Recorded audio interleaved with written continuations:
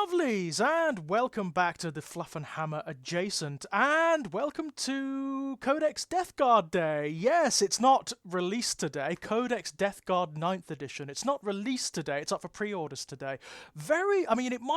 It might look like an unusual move from Games Workshop's perspective. I mean, it might seem more obvious that the Chaos Space Marines should have followed the same pattern as the Loyalist Space Marines, i.e. the core Codex is released first, and then all of the divergent chapters, legions, warbands, whatever, come later on in the form of supplements or their own codices or whatnot.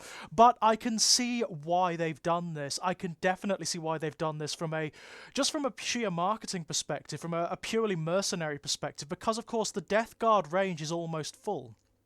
It's one of those unusual armies in 40k that has a model for every entry. It doesn't really need any additions or anything to shore it up. And besides which, the base level 8th edition codex is still pretty good.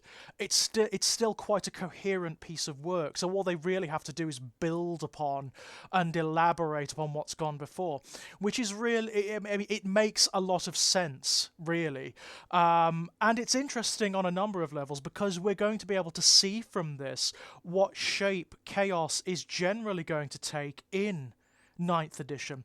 I mean, the Death Guard are one of the more divergent Chaos Space Marine armies. There's no doubt about that. That's why they warrant their own entire codex rather than just a supplement. You know, like most of the Loyalist legions, obviously Chaos is going to have a slightly different shape to the way they're doing the Loyalist Space Marines, and I think that makes sense because there's just more variety in Chaos. That's the truth of the matter. Even the most divergent Loyalist chapters still adhere to certain strictures and patterns that are common amongst all Loyalist Space Marines, largely because of the influence of the Codex Astartes. You know, the very, very large and ever thickening tome that Robert Gilman penned and prescribed to the Loyalist Space Marine legions regarding their modus operandi, their means and manners of war, and indeed their cultures and their organization.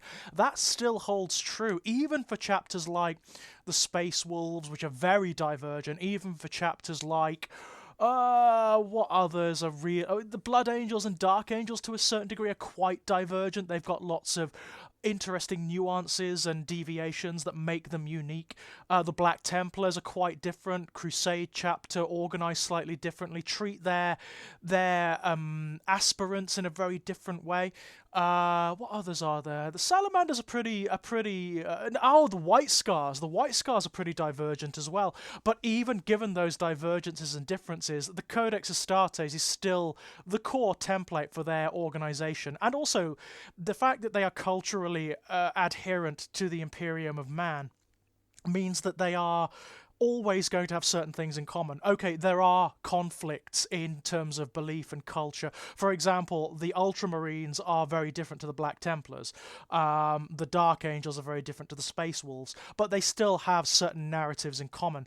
The Chaos Space Marines, not so much. The Chaos Space Marines are very divergent. I mean, even those that probably will come under the core Chaos Space Marine Codex, so the likes of the Word Bearers and the Night Lords, for example, organizationally completely different, like totally divergent. That you couldn't get two more different armies if they came from different races, you know? The Word Bearers are massively organized for a Chaos Space Marine Legion. They have a core homeworld, they have a core authority in the form of the Dark Council and Lorgar, their Primarch. Everything is prescriptive in the Word Bearers, so they do as they are told. They bow down to the will of the Dark Council, of their Dark Apostles, of their prophets and their messiahs, and very much to Lorgar and the prescriptions of Chaos itself, whereas the Night Lords don't. They are not devout, they don't worship the Chaos gods, they make use of them when it's convenient for them to do so, but they don't worship them. And they are not an organized legion. They're scattered all over the place. They are just roving warbands, each of which has its own set of beliefs and cultures and modus operandi, to the point whereby different Night Lord armies often fight. They often conflict with one another because they interpret the philosophies of the now dead Night Haunter, of course. They don't have any central authority. They don't have a homeworld. They don't have a Primarch to prescribe to them. There's no equivalent of the Dark Council, so there's no figure that is cohering the entire Legion. They are just separate warbands all doing their own thing. In terms of character, they're completely different.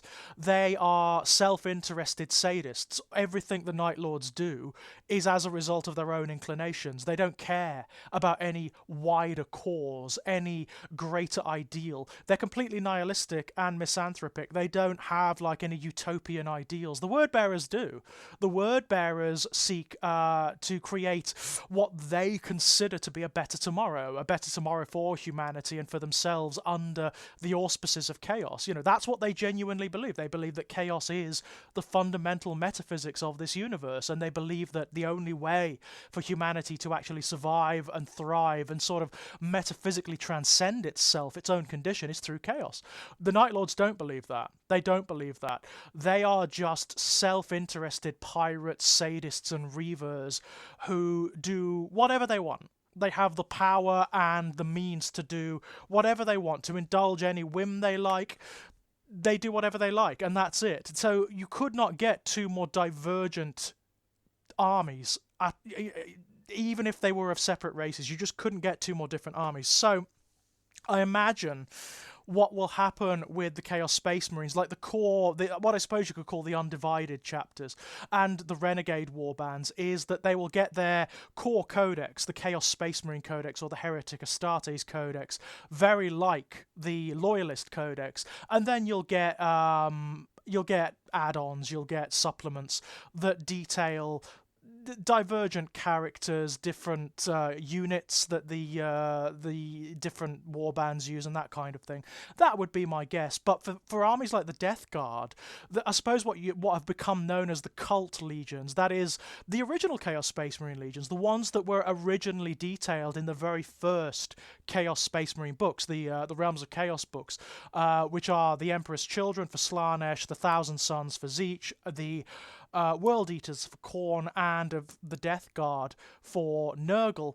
I imagine each of them is going to get their own codex eventually, because they need it. They really need it. Those armies are so divergent because they actually adhere to the worship of chaos, individual chaos gods, each of which is antithetical to one another, some of which are totally antithetical to one another. So like the World Eaters and the Emperor's Children are the opposites of one another, even though they're cohered under the auspices of chaos, or the defining keyword of chaos. They are philosophical, ideological opposites of one another. Their chaos powers operate on opposite ends of the chaotic spectrum.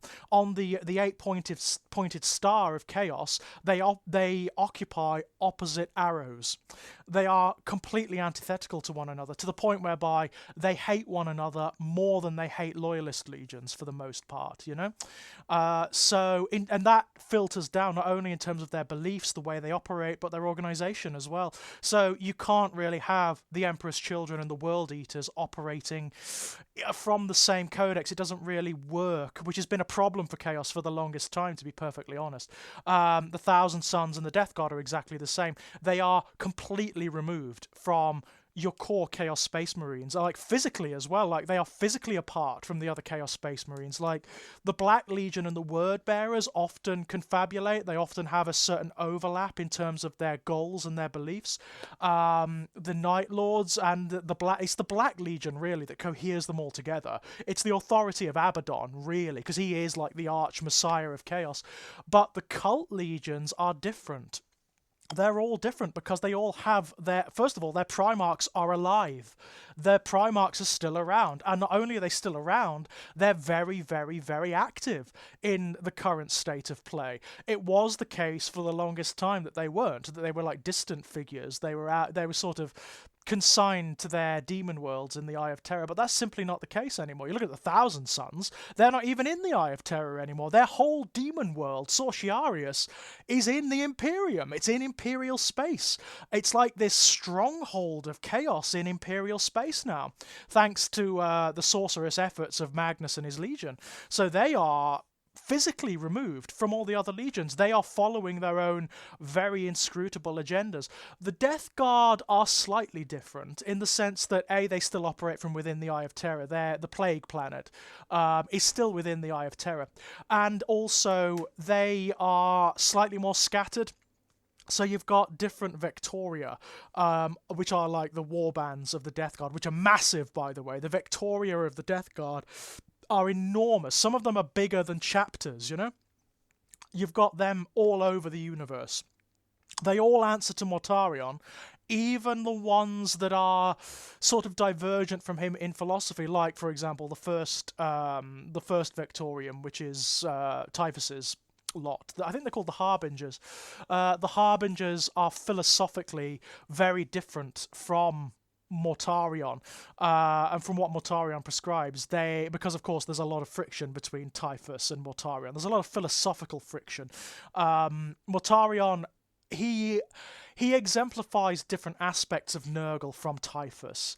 Mortarion is the slow rot of ages. He is slow decay and the sinking into inevitable despair, whereas Typhus is much more dynamic. He's much more the ravaging pandemic. You know, he is what happens when Nurgle's blood is roused. Essentially, neither one of them are more legitimate than the other. They are both totally legitimate manifestations of Nurgle's aspects. It's just that they represent how various even armies within the auspices of a single chaos power can be. And that's clearly defined. I mean, it's going to be clearly defined in this codex. I mean, we've had loads of leaks. We've had tons of leaks. We know so much about this codex now. And it's really fascinating. It's really fascinating.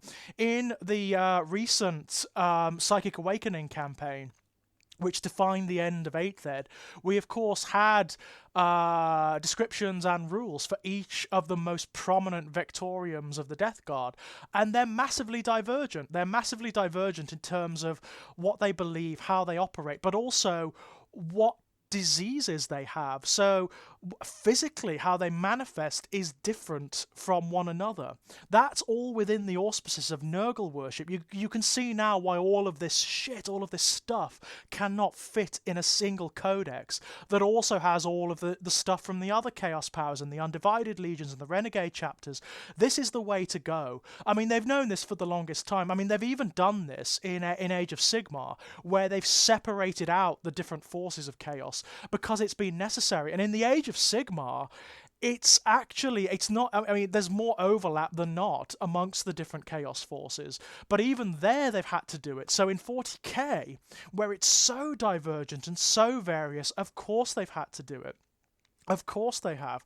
But I'm so glad they've started with the Death Guard as a way in, as a way of showing what's going to be happening for chaos further down the line, because there is overlap. I mean, things like, we know that the demon engines are very different now. They've changed the way demon engines operate, and thank God for that. Because demon engines have been, to be honest, guys, demon engines haven't been very good since they were introduced into 40k. Demon engines have never been any good because they've been hampered for some reason by some very lackluster rules. Some very lackluster rules. They've either been, like when they were originally introduced in 6th Ed, when they really took over everything, and you couldn't really move for chaos armies that had hell drakes because they were just well overpowered, to the point whereby they had to come in and actually nerf the hell drake at one point, or they were just terrible, like the Forge Fiends. You couldn't, or the Defilers as they were back then, Defilers and Forge Fiends, they couldn't hit anything. They were long-range units that just couldn't hit anything. They were just not very good. They have obviously taken that on board with the new 9th Ed Codex, and these factors will carry over to both the Thousand Sons and the core Chaos Space Marine Codex, I have no doubt. So now demon engines are much tougher. They're much tougher than they used to be, much more survivable, and they can hit things. They have better ballistic skill. They can hit things with their weaponry, which makes them much nastier. And it makes sense. It makes sense because one of the things I really want to see more of with regards to Chaos armies is how the technology of Chaos Space Marines has changed down the millennia. It has been the case for way too long that Chaos Space Marine armies have just been using spiky or mutated derivations of what the Imperialists use, and even then, just not as much. They don't have access to as much. I don't see why that would be the case. I don't understand why things have not changed dramatically for the Traitor Legions, and you're seeing that in the Death Guard. The Death Guard do have their own suites of demon engines and machines and weaponry. It makes a lot of sense for that. It makes a lot of sense. I really want to see it with the Thousand Sons. I can see why they didn't do the Thousand Sons first, because unlike the Death Guard, which have pretty much every unit, they already have every unit accounted for in terms of models, in terms of rules and whatnot. The Thousand Sons don't. The Thousand Sons need a bit of a shot in the arm. They're going to need more than just a terrain piece and one or two new characters to make them viable. I wouldn't mind seeing the introduction of more mortal units. So, like, one of the things they could do, because they did this with 8th, which, okay, some people didn't like, some people considered this to be cheap, but I liked it. I thought it was kind of cool. They took some of the AOS units and sort of grafted them over into 40k. So you got things like the Zarngor and whatnot, the Mutilath Vortex Beasts. There's no reason why we couldn't do more of that. There's no reason why we couldn't have not only like dedicated 40k models, like, for example, guys, why don't the Thousand Sons have a psychic dreadnought of some description, or like a psychic demon engine? It doesn't really make any sense that they don't, It doesn't make any sense at all that they don't. Why don't they have these psychically infused and sorcerously capable demon engines? It doesn't really make sense that they don't. But like mortal units, like the Kyric Acolytes, they could be translated over very easily. Very easily. They could just be the Thrall Wizards, the Thrall Sorcerers that the Thousand Sons are known to use in the existing background. I mean, even the 8th ed Thousand Sons Codex talks about these guys. The fact that they have these little bands of psychically capable human beings who they use largely as fodder. They're basically, not only can they cast like spells of their own, but they use them as sacrifices and things during battle. So why not? Why can't we have that? We could also have, some of the weirder elements from like the Slaves to Darkness, from the Disciples of Tzeentch, things like the Gaunt Summoners. There's no reason why the Gaunt Summoners can't cross over into 40k. They are demons of Tzeentch, so why don't they exist for the Thousand Sons, Stuff like that. But one of the other things we really need for the Thousand Sons is some dedicated units, some dedicated Thousand Sons units. So instead of just having access to the demon engines from the other Traitor Legions, so sort of like the default demon engines, why not some Tzeentch-specific demon engines, like the ones from Epic, perhaps? The Silver Towers. The Silver Towers are an obvious one. Thousand Sons have always been described as having access to Silver Towers, which are these multi-dimensional mobile towers which are also dimensionally linked to the Crystal Labyrinth of Tzeentch, which can move all over the universe. There's no reason why there shouldn't be a little terrain feature or something, which is maybe a part of a Silver Tower that we can use. Something like that would be great. But for the Death Guard, everything is more or less there. That hasn't stopped them, of course. There are new Death Guard models. There's new character models. There's they've also, from what we've seen, they've enhanced so much for the Death Guard. They've enhanced so much. Mortarion is a beast. We've got the rules for Mortarion now. Not all of them. We still don't know what his psychic powers do. But he's an absolute beast. He's so survivable now. For a big miniature with lots of wounds, he's so survivable because of the special rules applied to him. And he's a beast. He's an absolute monster, as you'd expect from the Primarch of the Death Guard. And also, one of the best miniatures that's been released for years. One of the centerpiece models in any game system. Mortarion is absolutely beautiful. But yeah, I'm so pleased. I've always loved the Death Guard. I've always loved the Death Guard. There's something about their character that I really love. I love the fact that they are the despair that they manifest. I mean, you have to look at the Death Guard in terms of their history to understand what they represent. Like, the Death Guard were once upon a time, before their corruption, before they fell to Nurgle, they prided themselves on being able to endure anything, on being able to sustain within environments that even other space marines couldn't, that were too toxic for other space marines, to the point whereby they would even like breathe and ingest toxins and poisons to adapt to them. That's what Mortarion does. That's why he's got that rebreather on his face. When he was mortal, quote unquote, when he was just a normal Primarch, quote unquote, he would filter toxins and poisons and viruses through his own body to demonstrate, look how tough I am, or to anneal himself to these environments, you know? Now, of course, he does it because he's a Nurgle worshipper, and basically disease and toxins are just wonderful insofar as he's concerned. They basically sustain him. They make him stronger rather than weaker. But the fact that Nurgle came along and afflicted them with the Destroyer Plague when they were becalmed in the warp, and this was a disease that not only infected the Death Guard, but for the first time in their existence made them feel real pain, real agony, real despair. There's a great sequence in The Buried Dagger, the Horus Heresy book, where it is describing this exact situation, where you've got Death Guard going mad because of the diseases afflicting them and because they can't fight them, and Mortarion is looking on. He's watching through like these sealed bulkheads as these entire Medicaid levels of Death Guard are going mad with the diseases afflicting them, but not dying. They can't even find any release in death, and he is sinking deeper and deeper and deeper into despair because there's nothing he can do. He's very close. Mortarion is very sentimental, oddly, which of course again lends itself to Nurgle worship, because Nurgle's very sentimental as well.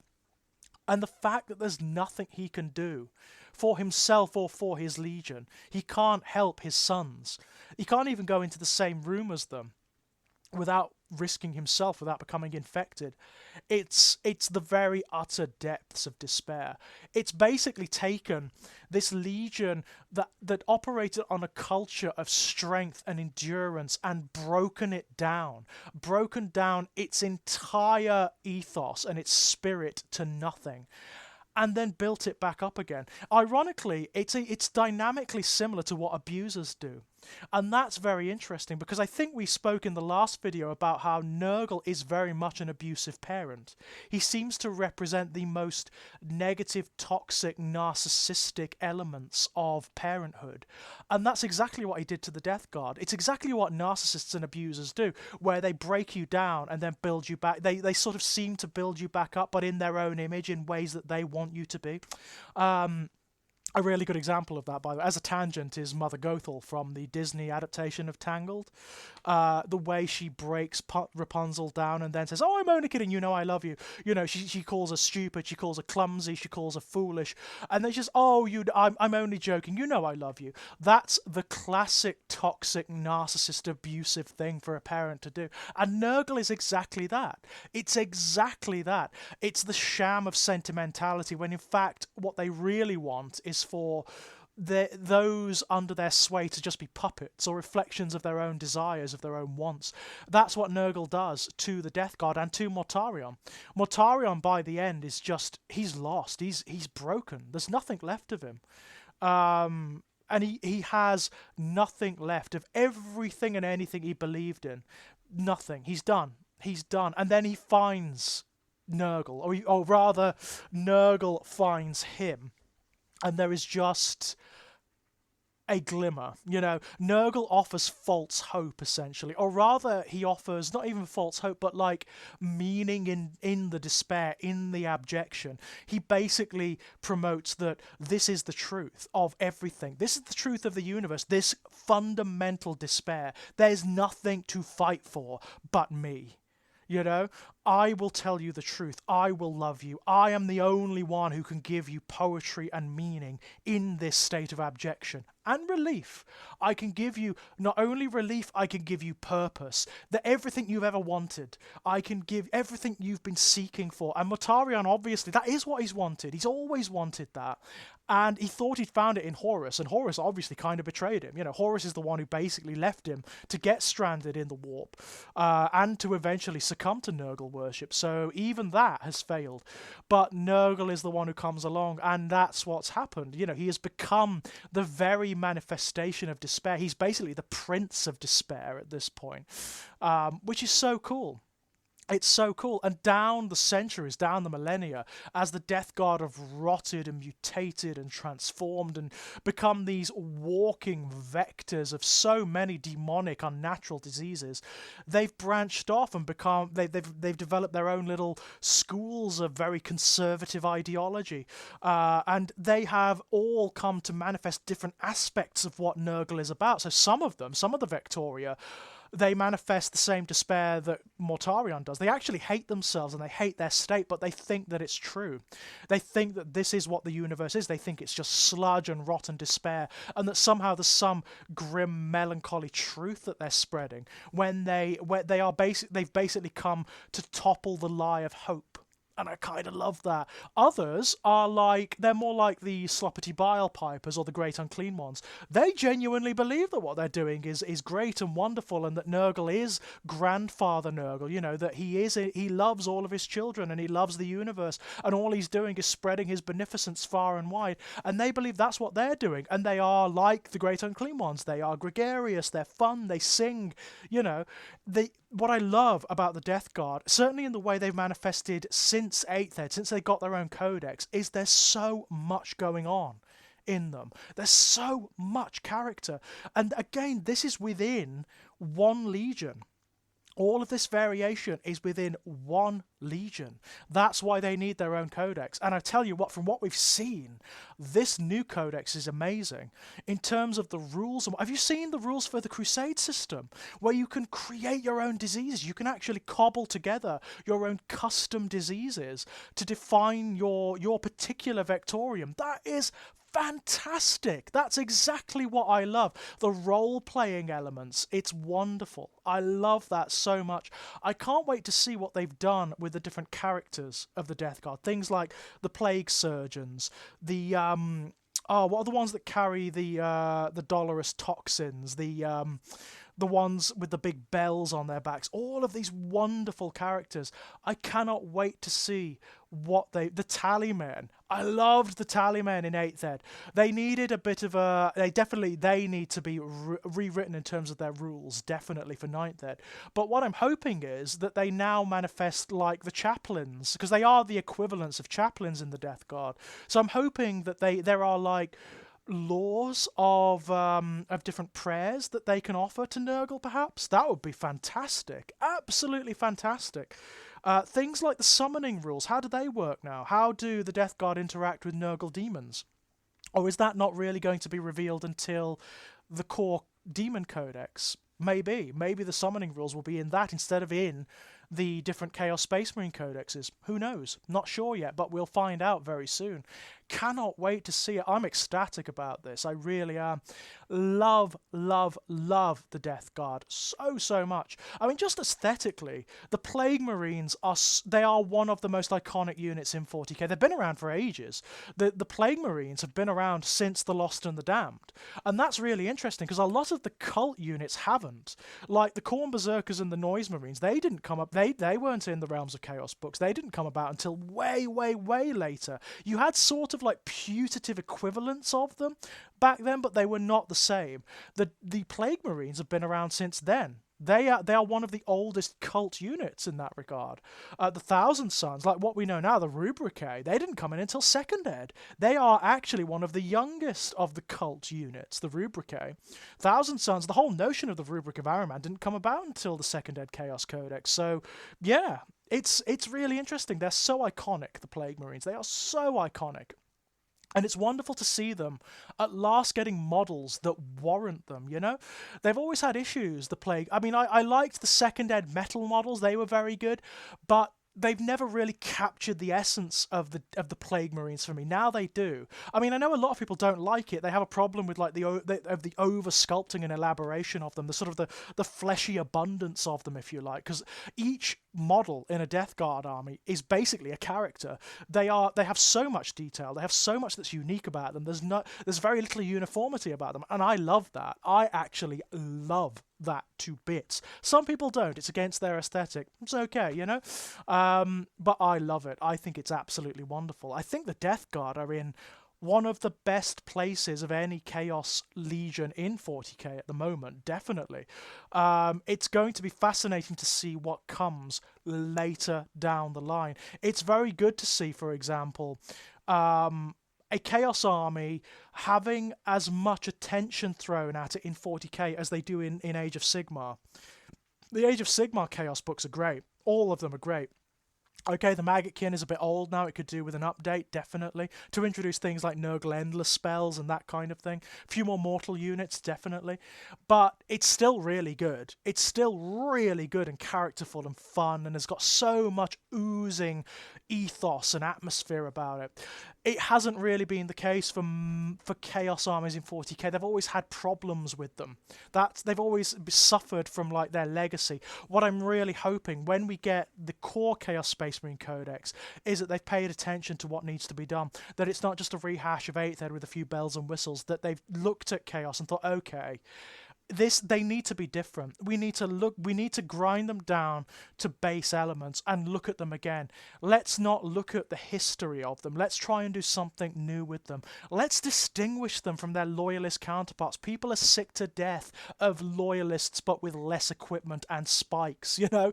People are sick to death of that. Let's do something new and fun and interesting with them. They warrant it. I mean, come on.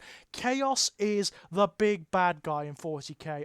I mean, I love the Xenos armies, I really do, but Chaos is the one, isn't it? It is the ultimate nemesis in 40k. They deserve better. They really do. They should at least be the equivalent of the Loyalists, you know, in terms of the variety and power that they have. That is absolutely true. They need to be scary. Chaos needs to be scary. And, you know, fingers crossed, it looks like they've done that with the Death Guard. Let's hope that translates over to the other Chaos powers, eh? Until next time, my loves. Bye-bye!